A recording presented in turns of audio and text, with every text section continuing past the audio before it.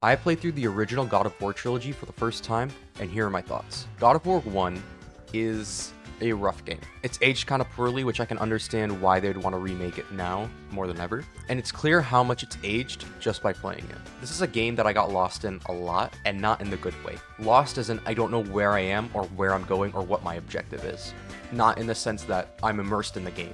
Watching my friends play this game, they got stuck in the exact same spots that I did as well. A lot of times the puzzles in the first game are really unreasonable. I don't understand how you're supposed to figure this out without a guide. You fight basically the same few enemies but reskinned, and that's a theme that occurs in the entire trilogy. Overall, I want to say God of War 1, 5 out of 10. Not good, not bad, aged poorly. God of War 2 is a significant improvement from the first game, and we love to see that. The story is a little bit more fleshed out and actually a little interesting. Characters make a lasting appearance, and overall fixes a good chunk of the first game's issues. However, the combat is still a little clunky, and the enemies are such sponges. And difficulty isn't inherently bad in video games, but here it just gets to a point that's not very fun to play after a while. Sure, the first few fights where you gotta really think about not taking damage, your blocks, your evades, what combos you're gonna use, that's great, that's fun. But after the 20th time, the 25th time, the 50th time, it gets a little boring. And this is something I have a gripe with the first two games.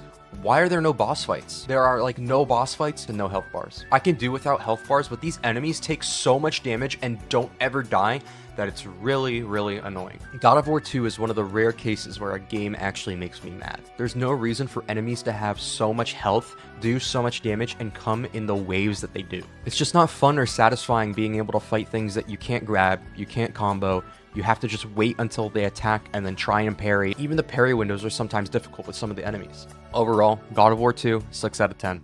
Big improvement from the first game, but not quite there. God of War 3 is my favorite of the original trilogy. It looks amazing, plays amazing, cinematic as hell. The second you boot this game up, you are introduced with this James Bond-esque cinematic cutscene intro that is awesome, and it shows off the story of the first two games, the events that took place and that you played through, in a much cooler light. I did not care for the story of God of War 1 and 2 until I played 3, and even then the story is kind of hit or miss with 3. I think it was really weird to see Athena just flip-flop and 180 from her goals in the second game to the third game, which she's on the other side of. It doesn't make sense. But God of War 3 has pretty decent writing and a lot of memorable characters, which I really enjoyed. The weapon and magic variety is so much better in the third game, and you really deal damage for the first time. In God of War 1 and 2, I felt like I was attacking enemies with butter knives just because I was doing so little damage.